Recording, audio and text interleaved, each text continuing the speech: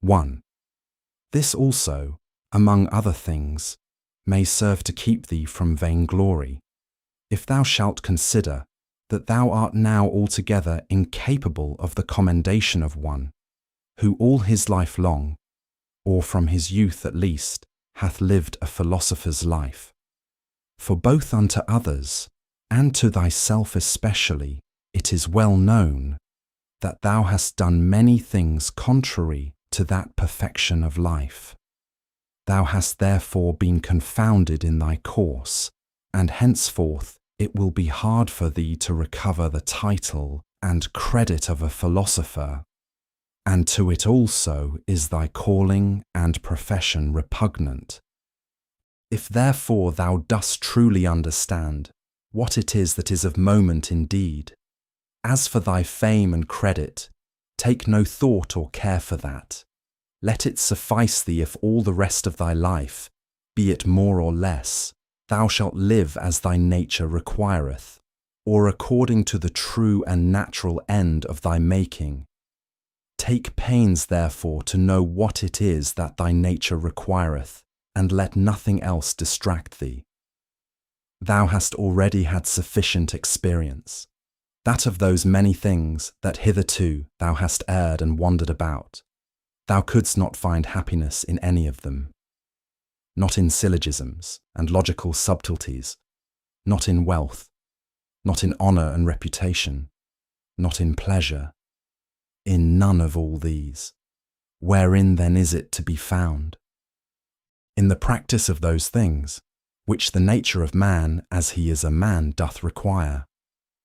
How then shall he do those things, if his dogmata, or moral tenets and opinions, from which all motions and actions do proceed, be right and true? Which be those dogmata? Those that concern that which is good or evil, as that there is nothing truly good and beneficial unto man, but that which makes him just, temperate, courageous, liberal, and that there is nothing truly evil and hurtful unto man, but that which causeth the contrary effects. 2. Upon every action that thou art about, put this question to thyself: how will this, when it is done, agree with me? Shall I have no occasion to repent of it? Yet a very little while, and I am dead and gone, and all things are at end.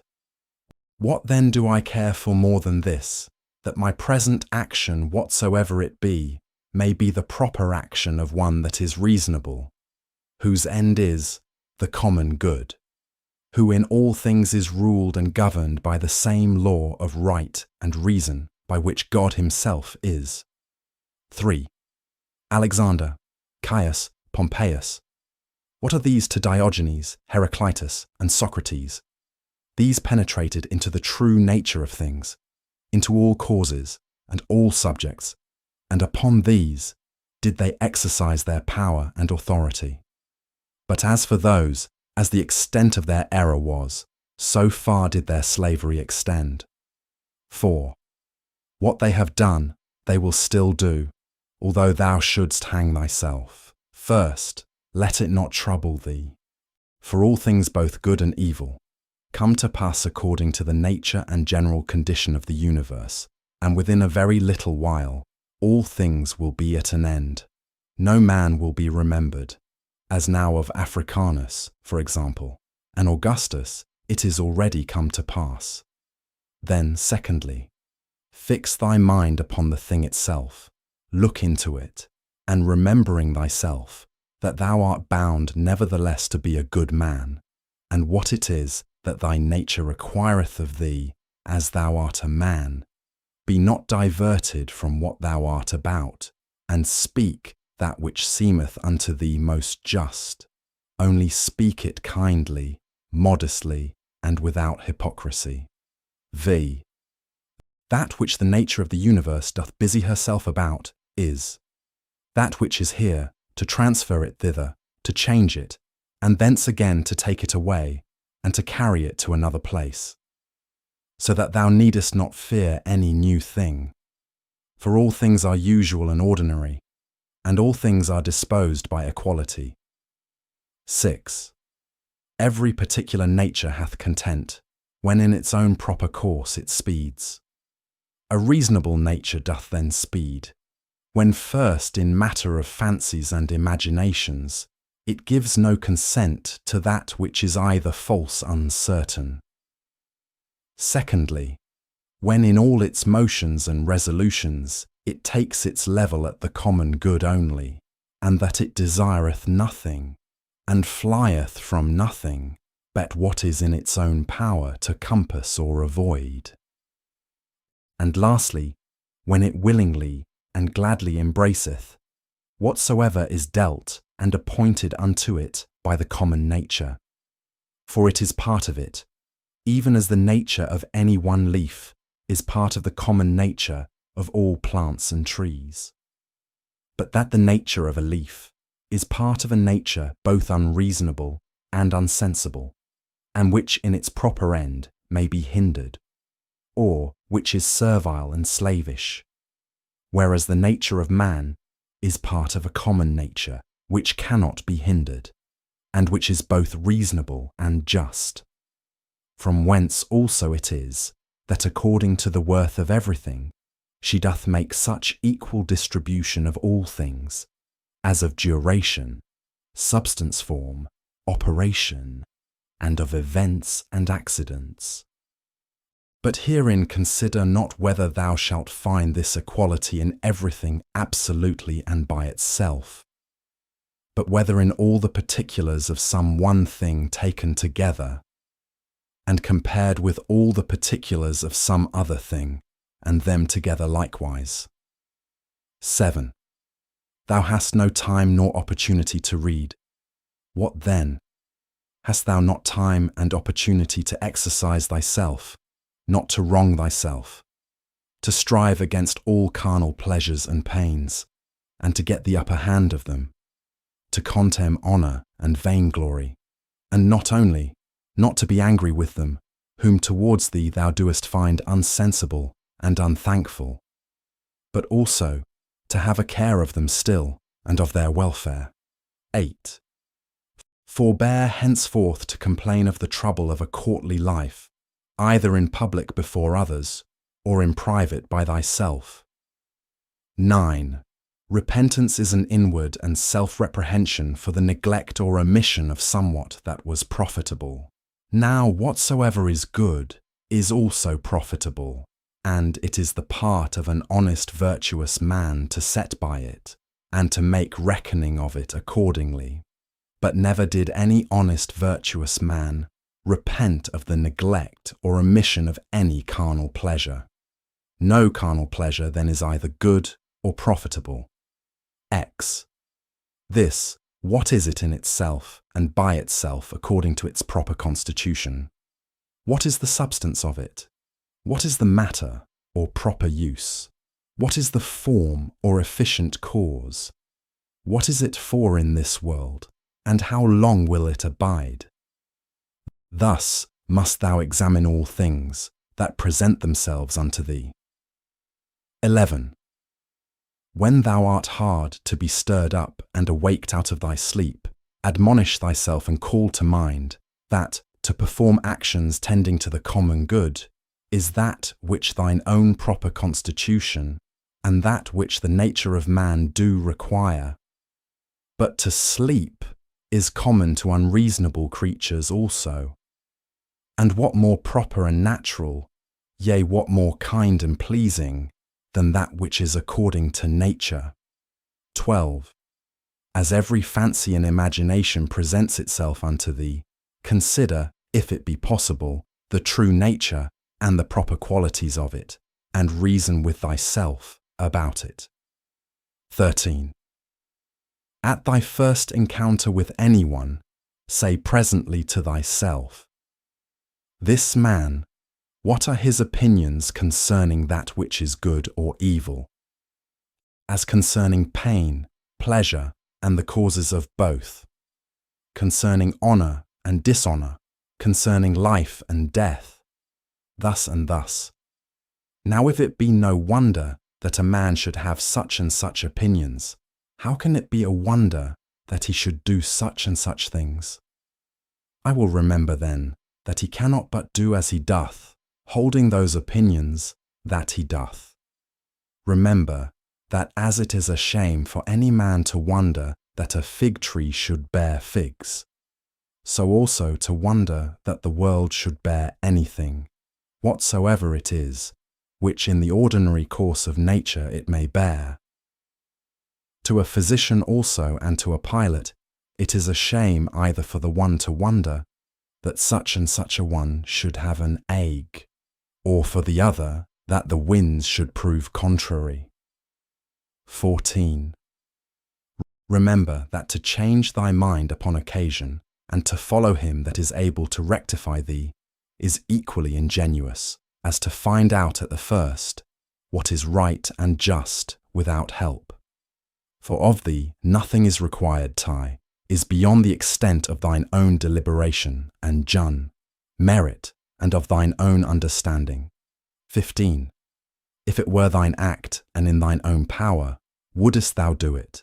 If it were not, whom dost tin accuse, the atoms or the gods? For to do either, the part of a madman. Thou must therefore blame nobody, but if it be in thy power, redress what is amiss. If it be not, to what end is it to complain? For nothing should be done but to some certain end. 16. Whatsoever dieth and falleth, however and wheresoever it die and fall, it cannot fall out of the world. Here it have its abode and change. Here also shall it have its dissolution into its proper elements. The same are the world's elements, and the elements of which thou dost consist. And they, when they are changed, they murmur not. Why shouldest thou? 17. Whatsoever is was made for something, as a horse, a vine. Why wonderest thou? The sun itself will say of itself, I was made for something, and so hath every god its proper function. What then were then made for? To disport and delight thyself. See how even common sense and reason cannot brook it. 18. Nature hath its end as well in the end and final consummation of anything that is, as in the begin 9 and continuation of it. 19. As one that tosseth up a ball, and what is a ball the better if the motion of it be upwards, or the worse if it be downwards, or if it chance to fall upon the ground? So for the bubble, if it continue, what it the better? And if it dissolve, what is it the worse? And so is it of a candle too. And so must thou reason with thyself, both in matter of fame and in matter of death. For as for the body itself, the subject of death, wouldest thou know the vileness of it, turn it about that thou mayest behold it the worse sides upwards as well, as in its more ordinary pleasant shape. How doth it look when it is old and withered, when sick and pained, when in the act of lust and fornication? And as for fame, this life is short. Both he that praiseth and he that is praised, he that remembers and he that is remembered, will soon be dust and ashes. Besides, it is but in one corner of this part of the world that thou art praised, and yet in this corner thou hast not the joint praises of all men, no, nor scarce of any one constantly.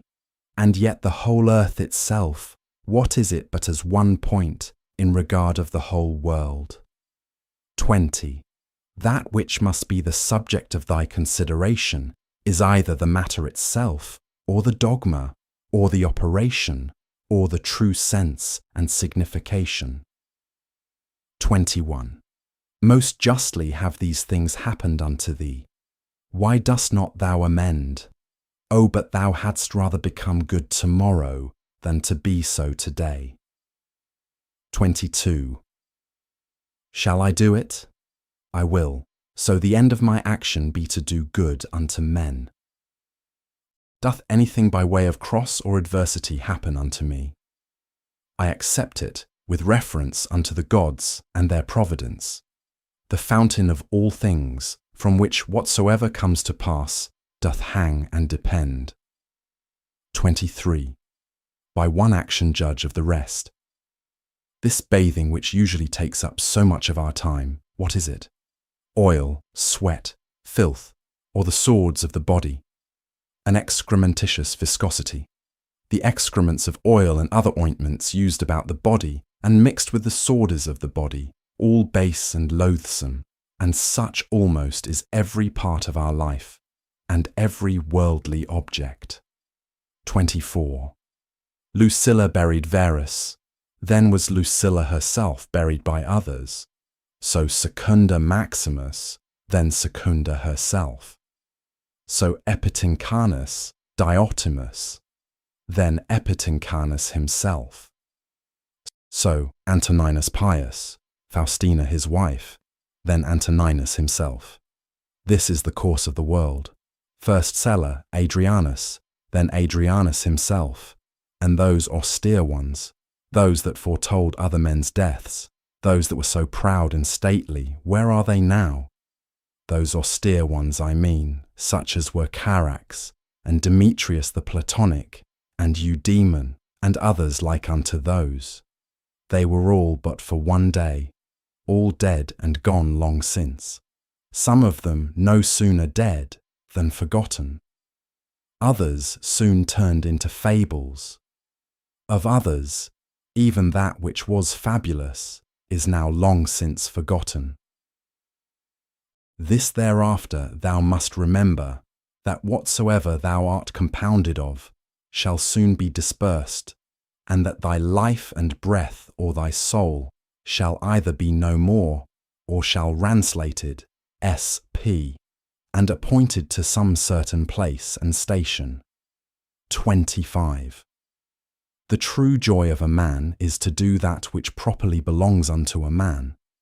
That which is most proper unto a man is first to be kindly affected towards them that are of the same kind and nature as he is himself, to contemn all sensual motions and appetites, to discern rightly all plausible fancies and imaginations, to contemplate the nature of the universe, both it and things that are done in it. In which kind of contemplation, three several relations are to be observed. The first, to the apparent secondary cause. The second, to the first original cause, God, from whom originally proceeds whatsoever doth happen in the world. The third and last, to them that we live and converse with. What use may be made of it, to their use and benefit. 26. If pain be an evil, either it is in regard of the body, and that cannot be, because the body of itself is altogether insensible, or in regard of the soul, but it is in the power of the soul to preserve her own peace and tranquillity, and not to suppose that pain is evil. For all judgment and deliberation, all prosecution or aversation is from within, whither the sense of evil, except it be let in by opinion, cannot penetrate. 27. Wipe off all idle fancies, and say unto thyself incessantly, Now if I will, it is in my power to keep out of this my soul all wickedness, all lust and concupiscences, all trouble and confusion. But on the contrary to behold and consider all things according to their true nature, and to carry myself towards everything according to its true worth. Remember then this thy power that nature hath given thee. 28. Whether thou speak in the Senate, or whether thou speak to any particular, let thy speech in always grave and modest. But thou must not openly and vulgarly observe that sound and exact form of speaking, concerning that which is truly good and truly civil, the vanity of the world and of worldly men, which otherwise truth and reason doth prescribe. 29. Augustus his court, his wife, his daughter, his nephews, his sons-in-law, his sister, Agrippa, his kinsmen, his domestics, his friends, Arius, Maecenas, his slayers of beasts for sacrifice and divination, There thou hast the death of a whole court together. Proceed now on to the rest that have been since that of Augustus. Hath death dwelt with them otherwise, though so many and so stately whilst they lived, than it doth use to deal with any one particular man? Consider now the death of a whole kindred and family, as of that of the Pompeys, as that also that useth to be written upon some monuments, he was the last of his own kindred. Oh, what care did his predecessors take, that they might leave a successor, yet behold at last one or other must of necessity be the last. Here again, therefore, consider the death of a whole kindred. 30. Contract thy whole life to the measure and proportion of one single action, and if in every particular action thou dost perform what is fitting to the utmost of thy power, let it suffice thee. And who can hinder thee, but that thou mayest perform what is fitting?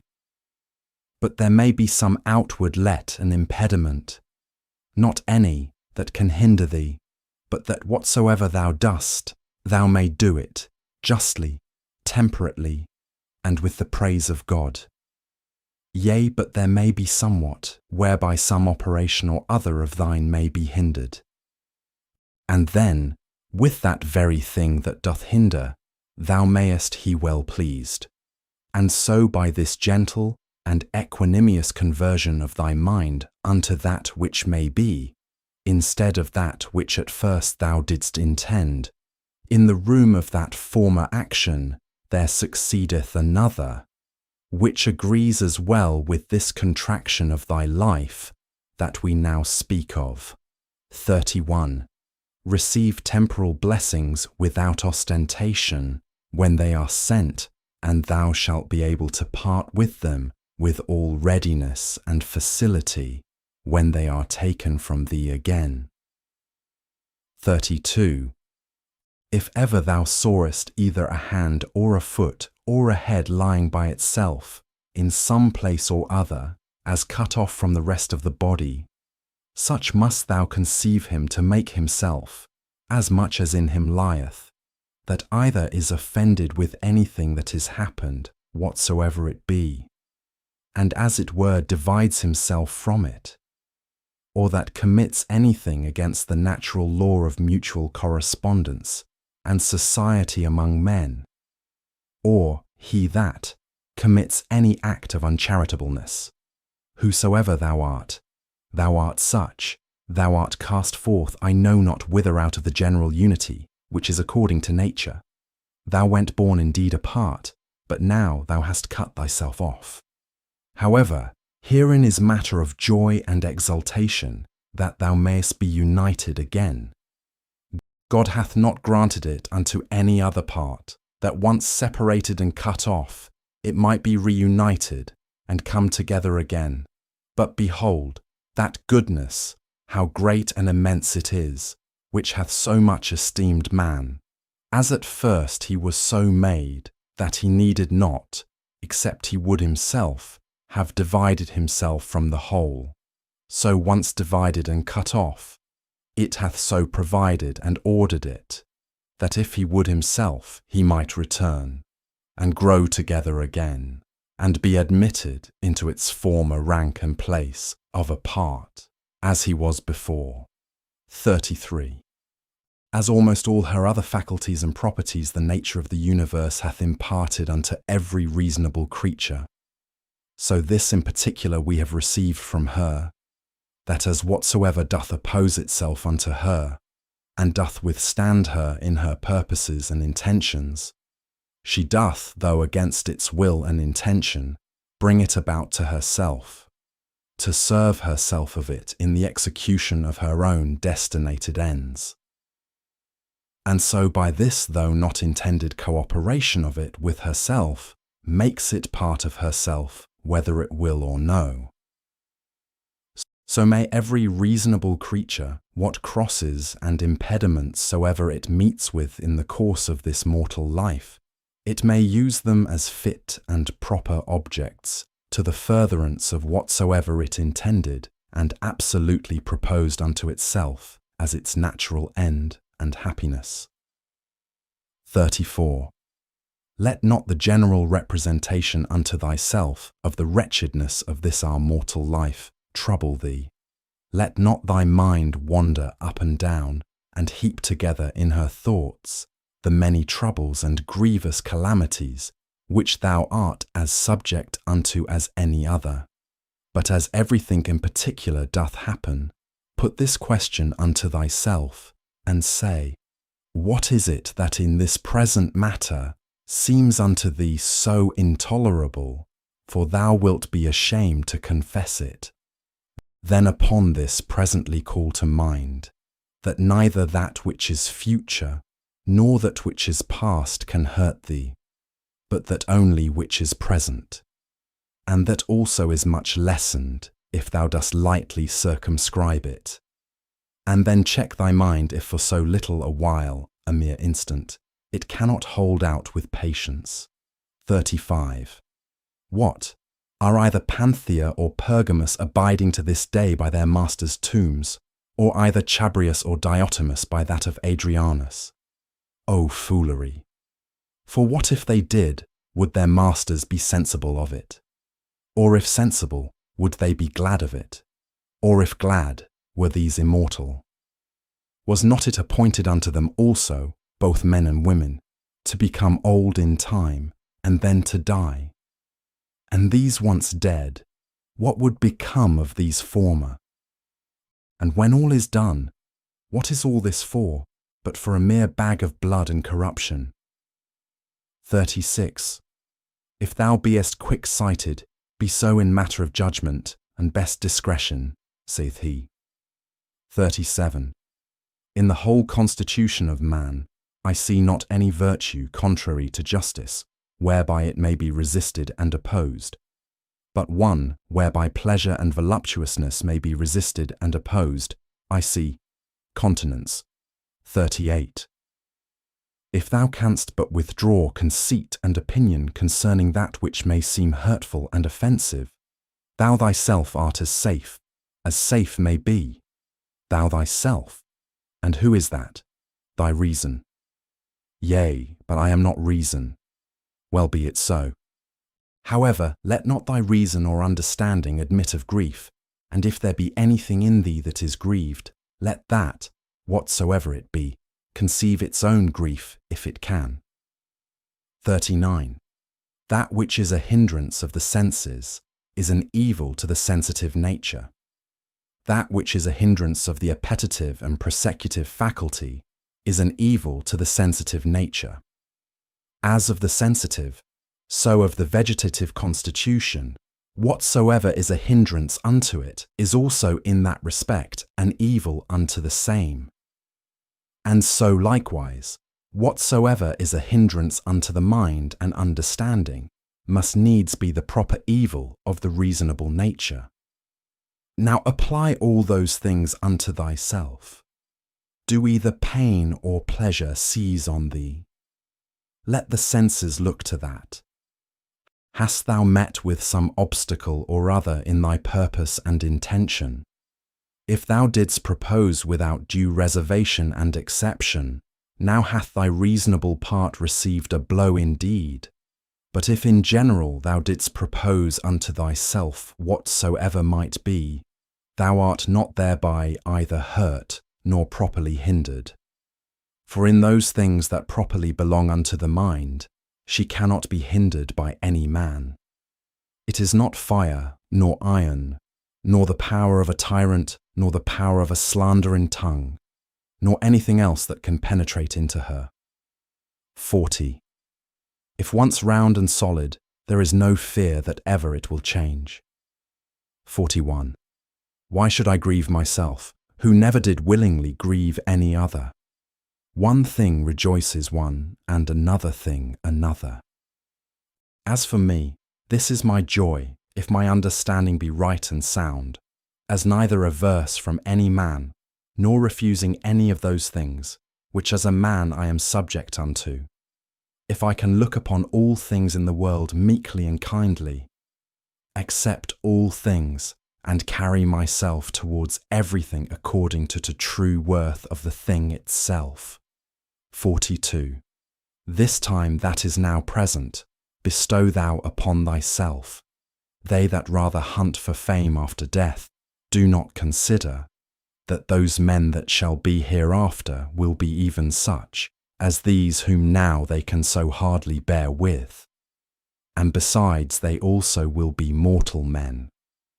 But to consider the thing in itself, if so many with so many voices shall make such and such a sound, or shall have such and such an opinion concerning thee, what is it to thee? 43. Take me and throw me where thou wilt. I am indifferent, for there also I shall have that spirit which is within me propitious, that is well pleased and fully contented both in that constant disposition and with those particular actions which to its own proper constitution are suitable and agreeable. 44. Is this then a thing of that worth, that for it my soul should suffer and become worse than it was, as either basely dejected, or disordinately affected, or confounded within itself, or terrified? What can there be that thou shouldest so much esteem? 45. Nothing can happen unto thee, which is not incidental unto thee, as thou art a man, as nothing can happen either to an ox, a vine, or to a stone, which is not incidental unto them, unto every one in his own kind. If therefore nothing can happen unto anything which is not both usual and natural, why art thou displeased? Sure, the common nature of all would not bring anything upon any that were intolerable. If therefore it be a thing external that causes thy grief, know that it is not that properly that doth cause it, but thine own conceit and opinion concerning the thing, which thou mayest rid thyself of when thou wilt. But if it be somewhat that is amiss in thine own disposition, that doth grieve thee, mayest thou not rectify thy moral tenets and opinions? But if it grieve thee, that thou doest not perform that which seemeth unto thee right and just, why doest not thou choose rather to perform it than to grieve? But somewhat that is stronger than thyself doth hinder thee.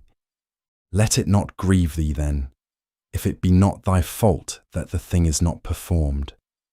Yea, but it is a thing of that nature, as that thy life is not worth the while, except it may be performed.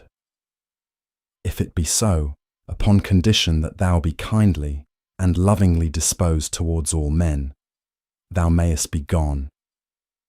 For even then, as much as at any time, art thou in a very good estate of performance, when thou doest die in charity with those that are an obstacle unto thy performance. 46. Remember that thy mind is of that nature, as that it becometh altogether unconquerable, when once recollected in herself, she seeks no other content than this, that she cannot be forced, yea, though it so fall out, that it be even against reason itself, that it cloth bandy. How much less when by the help of reason she is able to judge of things with discretion? And therefore let thy chief fort and place of defence be a mind free from passions, a stronger place whereunto to make his refuge, and so to become impregnable, and better fortified than this hath no man. He that seeth not this is unlearned. He that seeth it, and betaketh not himself to this place of refuge, is unhappy. 47.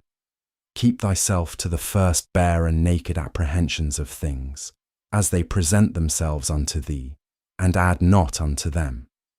It is reported unto thee that such a one speaketh ill of thee. Well, that he speaketh ill of thee, so much is reported, but that thou art hurt thereby is not reported. That is the addition of opinion which thou must exclude. I see that my child is sick.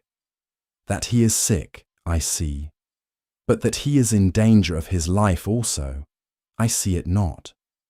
Thus thou must use to keep thyself to the first motions and apprehensions of things, as they present themselves outwardly, and add not unto them from within thyself through mere conceit and opinion, or rather add unto them, as one that understandeth the true nature of all things that happen in the world. 48. Is the cucumber bitter? Set it away. Brambles are in the way. Avoid them. Let this suffice. Add not presently speaking unto thyself, what serve these things for in the world? For this, one that is acquainted with the mysteries of nature will laugh at thee for it, as a carpenter would or a shoemaker, if meeting in either of their shops with some shavings, or small remnants of their work, thou shouldest blame them for it. And yet those men, it is not for want of a place where to throw them, that they keep them in their shops for a while. But the nature of the universe hath no such outplace, but herein doth consist the wonder of her art and skill, that she having once circumscribed herself within some certain bounds and limits, whatsoever is within her that seems either corrupted, or old, or unprofitable, she can change it into herself, and of these very things can make new things, so that she needeth not to seek elsewhere out of herself either for a new supply of matter and substance, or for a place where to throw out whatsoever is irrecoverably putrid and corrupt. Thus she, as for place, so for matter and art, is herself sufficient unto herself. 49. Not to be slack and negligent, or loose and wanton in thy actions, nor contentious and troublesome in thy conversation, nor to rove and wander in thy fancies and imaginations, not basely to contract thy soul, nor boisterously to sally out with it, or furiously to launch out as it were, nor ever to want employment. L. They kill me, they cut my flesh, they persecute my person with curses. What then? May not thy mind for all this continue pure, prudent, temperate, just, as a fountain of sweet and clear water, though she be cursed by some stander by, yet do her springs nevertheless still run as sweet and clear as before. Yea, though either dirt or dung be thrown in, yet is it no sooner thrown than dispersed, and she cleared. She cannot be dyed or infected by it.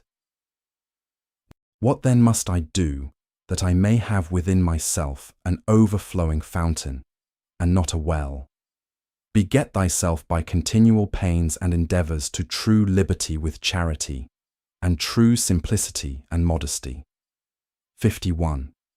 He that knoweth not what the world is, knoweth not where he himself is, and he that knoweth not what the world was made for, cannot possibly know either what are the qualities, or what is the nature of the world.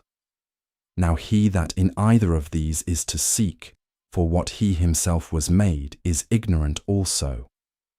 What then dost thou think of that man, who proposeth unto himself, as a matter of great moment, the noise and applause of men, who both where they are, and what they are themselves, are altogether ignorant? Dost thou desire to be commended of that man, who thrice in 1 hour perchance doth himself curse himself? Dost thou desire to please him, who pleaseth not himself? Or dost thou think that he pleaseth himself, who doth use to repent himself almost of everything that he doth? 52. Not only now henceforth to have a common breath, or to hold correspondency of breath with that air that compasseth us about, but to have a common mind, or to hold correspondency of mind also with that rational substance which compasseth all things. For that also is of itself, and of its own nature, if a man can but draw it in as he should, everywhere diffused, and passeth through all things, no less than the air doth, if a man can but suck it in. 53. Wickedness in general doth not hurt the world. Particular wickedness doth not hurt any other. Only unto him it is hurtful, whosoever he be that offends, unto whom in great favour and mercy it is granted, that whensoever he himself shall but first desire it, he may be presently delivered of it. Unto my free will, my neighbour's free will, whoever he be, as his life or his bode, is altogether indifferent. For though we are all made one for another, yet have our minds and understandings each of them their own proper and limited jurisdiction. For else another man's wickedness might be my evil which God would not have, that it might not be in another man's power to make me unhappy, which nothing now can do but mine own wickedness. 54. The sun seemeth to be shed abroad, and indeed it is diffused but not effused. For that diffusion of it is a tasis or an extension. For therefore are the beams of it called actines, from the word ektinista, to be stretched out and extended. Now what a sunbeam is, thou mayest know, if thou observe the light of the sun, when through some narrow hole it pierceth into some room that is dark, for it is always in a direct line, and as by any solid body, that it meets with in the way that is not penetrable by air, it is divided and abrupted, and yet neither slides off or falls down, but stayeth there nevertheless. Such must the diffusion in the mind be, not an effusion, but an extension.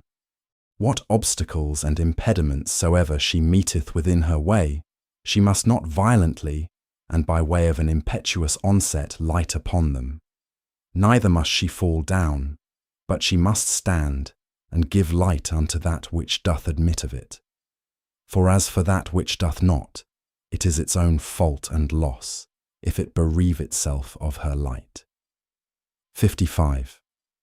He that feareth death, either feareth that he shall have no sense at all, or that his senses will not be the same, whereas he should rather comfort himself, that either no sense at all, and so no sense of evil, or if any sense, then another life, and so no death properly. 56. All men are made one for another, either then teach them better, or bear with them. 57. The motion of the mind is not as the motion of a dart. For the mind, when it is wary and cautelous, and by way of diligent circumspection turneth herself many ways, may then as well be said to go straight on to the object, as when it useth no such circumspection. 58. To pierce and penetrate into the estate of every one's understanding that thou hast to do with, as also to make the estate of thine own open and penetrable to any other. 99% of people quit exactly when their efforts are about to pay off. They think they've hit a wall, but they've actually just hit phase 1. If you don't know which of the 3 stages you're in right now, you are literally throwing away your future wealth and health. Today I'm showing you the map to the breakthrough. The invisible phase, phase 1. The valley of disappointment. Effort versus results. Why habits feel like they aren't working. The ice cube analogy, heating from -10 to -1 degree. The invisible phase, phase 1. The valley of disappointment. Effort versus results. Why habits feel like they aren't working. The ice cube analogy, heating from -10 to -1 degree. The explosion, phase 3. Exponential growth. Results outpace effort. The flywheel effect in real life, protecting your success from complacency. Diagnostic. Where are you? Self-assessment questions. Next steps for each stage. The compound daily philosophy.